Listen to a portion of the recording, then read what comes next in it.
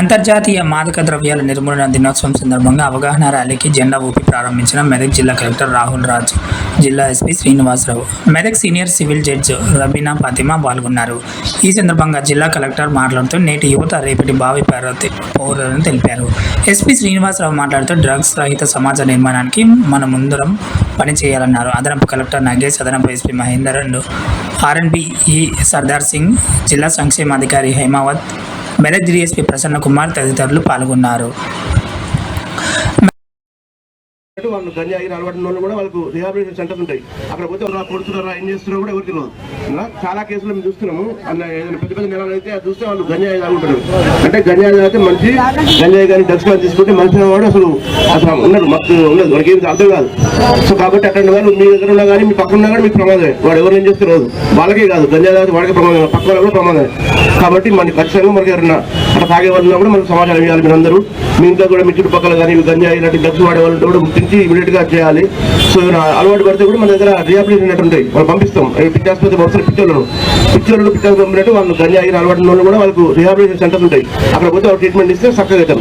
So కాబట్టి మీ దగ్గర తెలిసిన వాళ్ళు కానీ ఇంకెవరైనా ఉంటే కూడా మాకు సమాచారం ఇవ్వాలి. వాళ్ళందరినీ కూడా మేము ఖచ్చితంగా చర్యలు తీసుకోవడం జరుగుతుంది.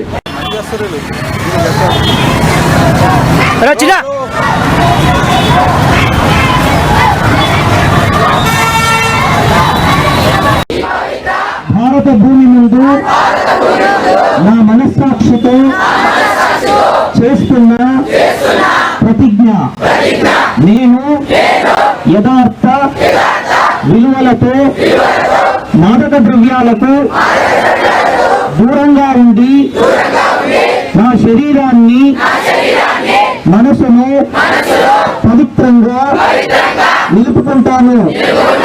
నా లక్ష్యాలను నాశనం చేసే ఎలాంటి దుష్ప్రభావాలకు లోను కాను. నేను నా స్నేహితులు మరియు కుటుంబ సభ్యులు, పరిసరాల వారిని కూడా మాదక ద్రవ్యాల నుండి